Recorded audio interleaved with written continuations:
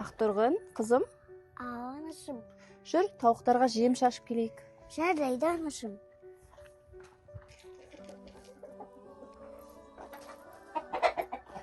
Анашым, бұл қандай құс?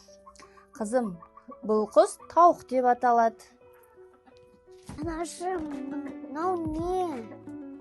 Қызым, бұл тауықтың өнімі жұмыртқа. Жүре ғой қызым, мен саған құстың тағы бір түрін көрсетемін.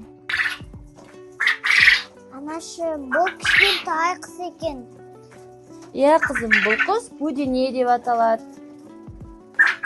Қызым, ал бұл кішкентай өнім бөдененің жұмыртқасы. Өзі кішкентай болғанмен құрамында натрий, калий, А дәрумендері бар.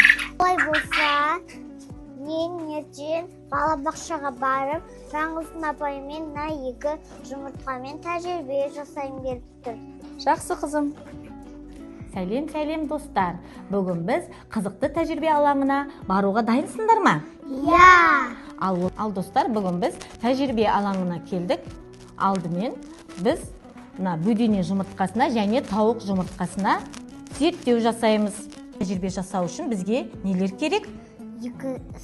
Екі стакан су, бөдененің жұмыртқасы, тұз, сірке су, бетперде, май шам керек. Сіріңке керек. Сіріңке керек. Бетперде, сірке суы, тұз, тауықтың жұмыртқасы, 2 стакан су. Өте жақсы, жарайсыңдар балалар. Алдымен міне стакан толтырған суға біз жұмыртқаны алып саламыз. Балалар, жұмыртқа судың түбінде тұр, е? Қараңдаршы балалар. Ал екінші стаканға 5 қасық тұз салайықшы. Енді былғалаймыз.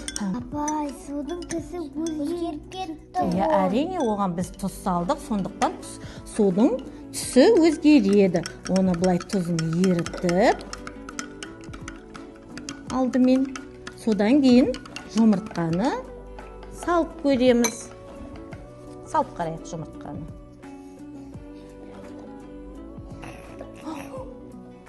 Қандай?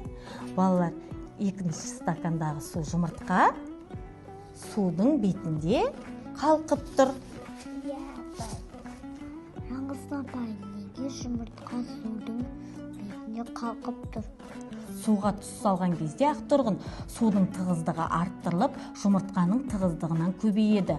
Сондықтан міне жұмыртқа судың бетінде қалқып жүр. Балалар, келесі тәжірибемізді жасау үшін сақтық шараны қолдана отырып, бетпердені киіп аламыз. Балалар, келесі тәжірибеміз мына сірке суын менің рұқсатымсыз және ата-анаңыздың рұқсатынсыз сірке суын ұстауға болмайды. Түсінікті ме, жарай ма балалар? Иә. Ал мен бірінші сендерге көрсетейін. Сірке суын стаканға құйып, оған жұмыртқаны саламыз. Жаймен асықпай салыңыздар. Балалар, бұны негізі бір тәулік тұру керек. Сонда мына жұмыртқаның сырты ериді. Мен сендерге алдын ала міне жұмыртқаны сірке суына салып, дайындап алып келдім. Қане, салыстырып қарайықшы. Саған апай, аның сырты жұмсақ екен. Жұмсақ, е? Ал мынаның жұмыртқаның сырты, ұстап қараңдаршы, екі жұмыртқаны салыстырайық. Мынаның сырты қатты, мынаның сырты жұмсақ. Жұмсақ екен, е? Балалар, мына жарқырайтын жұмыртқа көргілерің келе ме? Иә. Жаңылсын апай, ол қалай жылтырайды? Қазір мен мына ұялы телефонның шамымен, жарығымен сендерге көрсетемін. Телефонның жарығын қосамыз, енді жұмыртқаны жарықтың үстіне қоямыз. Қараңдаршы, жарқырап тұр, е? Ішіндегі сары уызына дейін көрініп тұр. Қараңдаршы.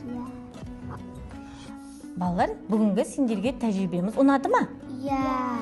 Жарайсыңдар балалар, олай болса, қош сау болыңыздар.